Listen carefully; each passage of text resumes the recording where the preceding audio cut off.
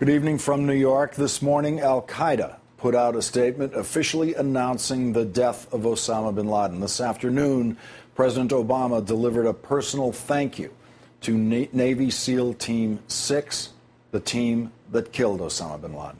The president met the team members at Fort Campbell, Kentucky, and was briefed on the operation, but even he was not told which of the SEALs actually fired the shots that killed Osama bin Laden. The president and vice president then met with the full assault force that carried out the mission. The president awarded the units involved a Presidential Unit Citation, the highest honor that can be given to a unit in recognition of their extraordinary service and achievement.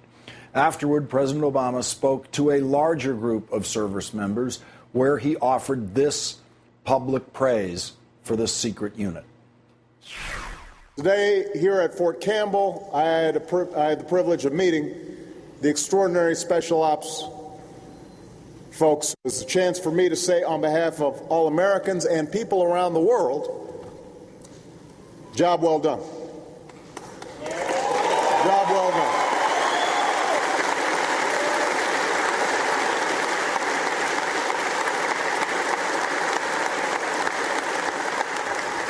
They're America's quiet professionals, because success demands secrecy. But I will say this, like all of you, they could have chosen a life of ease. But like you, they volunteered. They chose to serve in a time of war, knowing they could be sent into harm's way. They trained for years. They're battle-hardened. They practiced tirelessly for this mission. And when I gave the order, they were ready. Now, in recent days, the whole world has learned just how ready they were. The president also spoke about how the events of this week figure into the larger war against terrorism. We're making progress in our major goal, our central goal in Pakistan and Afghanistan, and that is disrupting and dismantling, and we are going to ultimately defeat al-Qaeda. We have cut off their head, and we will ultimately defeat them. Vice President Joe Biden offered some insight into how the president decided to give the order to get bin Laden. I've been around a while with great presidents. I've watched presidents make some difficult decisions. They've all had to make difficult decisions. But sitting in every meeting, getting ready, planning for this mission and assault, for the mission to get bin Laden, I saw something extraordinary. I saw a president who was told the odds. Told the odds weren't but much more than 50-50 that he'd be there and we could do this. We sat around there and he asked our advice and we gave him our advice and we told him a little this and that. And finally, he just looked at all of us and said, I got faith in McRaven. I got faith in these guys. He walked off on his own without anybody giving him any guarantees at all, and he decided. He didn't hesitate, nor did your guys did. Bob Gates said something interesting. I've known Bob for a long time. He said it was one of the gutsiest decisions I've ever seen made and one of the gutsiest raids. This is going to go down in history. The White House posted this video from inside the West Wing after the mission had been accomplished. The reason I'm calling is to tell you we killed. I'm starting to get a buzz. We killed it. Good job, National Security Team. Thank you for that. Yeah, I'm proud of it. You guys did a great job. U.S. government officials are combing through material found inside the compound where bin Laden was killed. One intelligence official told NBC News bin Laden was not retired or isolated. Every morning he woke up and tried to come up with ideas to attack the homeland that he could communicate with subordinates. U.S. officials also say they have found evidence of terror plots around the world, but they don't plan to release details. Joining me now is NBC News national investigative correspondent Michael Isikoff. Thanks for joining me tonight, Michael. Good evening, Lawrence. Michael, what do you make of the meeting the president had with the secret meeting at the base today with the people who actually conducted the mission and the decision to not let even the president know which of these SEALs pulled the trigger on Osama bin Laden? Interesting. I'm not quite sure what to make of it other than, as a reporter, I think we'd like to hear from the SEALs themselves. We've heard so many accounts over the last few days of what happened in that raid and so many conflicting accounts in which the story has evolved and changed at times. It would be great to hear from the people who were there, but I don't get the sense we're going to have an opportunity to do that anytime soon. Michael, I want you to listen to what President Bush had to say when he spoke about what he imagined Osama bin Laden was doing. Let's listen to this. Deep in my heart, I know the man's on the run if he's alive at all. And who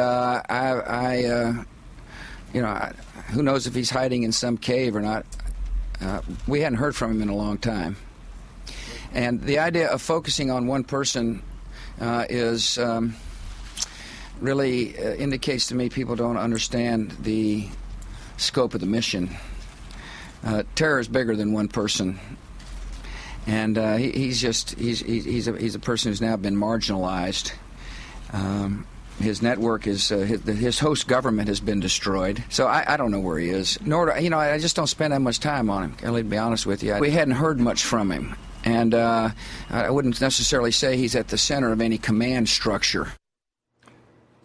Michael, at the center of a command structure, we have statements now coming from intelligence officials who are telling us that he was indeed trying to come up with ideas every day to attack the homeland, meaning the United States, the ideas that he could communicate to subordinates, and we didn't find him in a cave. Absolutely. We found him just about a mile or two from Pakistan's West Point in an area teeming with Pakistani military officers. But look, that was 2002. We actually don't know the full history of where bin Laden's been ever since he vanished through the mountains of Tora Bora at the end of 2001. We know that compound had been there since 2005. We know that his wife has said that she was there since 2005. The implication being that bin Laden was himself. We don't know that yet for sure. Look, there's still a lot we need to know before we can make final judgments or make final assessments of these many years that bin Laden has been elusive for this. But clearly, what we've learned this week would seem to conflict with much of what President Bush was saying back then. Michael, the president today sounded very optimistic, actually sounded Bush-like in his optimism when he said we will ultimately defeat al-Qaeda. We have to cut off their head, and we will defeat them. It's very, very definite. We will defeat them. If we are going to defeat al-Qaeda, are the resources devoted to that better expended in Afghanistan or in Pakistan?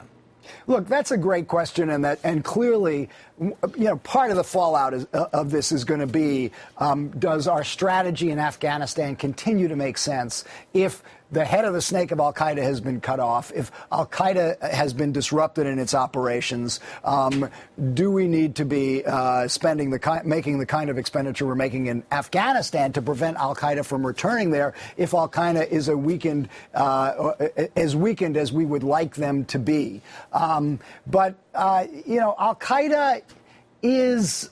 We've looked at it as the central threat, but if you actually look at where most of the terror plots have come from in the last few years that have really worried U.S. officials, it's al-Qaeda affiliates like al-Qaeda in Yemen, allied organizations like the Pakistani Taliban, the Haqqani Network, these sort of myriad of other Islamic militant groups, and it's not clear yet what their ties to al-Qaeda actually were. Clearly they were aligned. Clearly they wanted to work together, but destroying al-Qaeda does not necessarily make us any safer in countering these many other groups that have been the real threat to the U.S. In the last few years. And, Michael, with all of the materials that they've collected at the compound, the hard drives, the computers, everything else that they picked up there, how long will it be before Washington, the Pentagon, the intelligence services coordinate and have a sense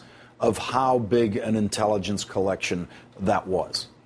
I think we're going to be learning more in the next few days. I think we'll be hearing a lot more about what was in that compound. Right now, they're describing it as a treasure trove, thumb drives, computer hard drives, DVDs, and certainly about al-Qaeda Central and bin Laden, you can't help but conclude that this was a motherlode of intelligence. But I come back to my point before.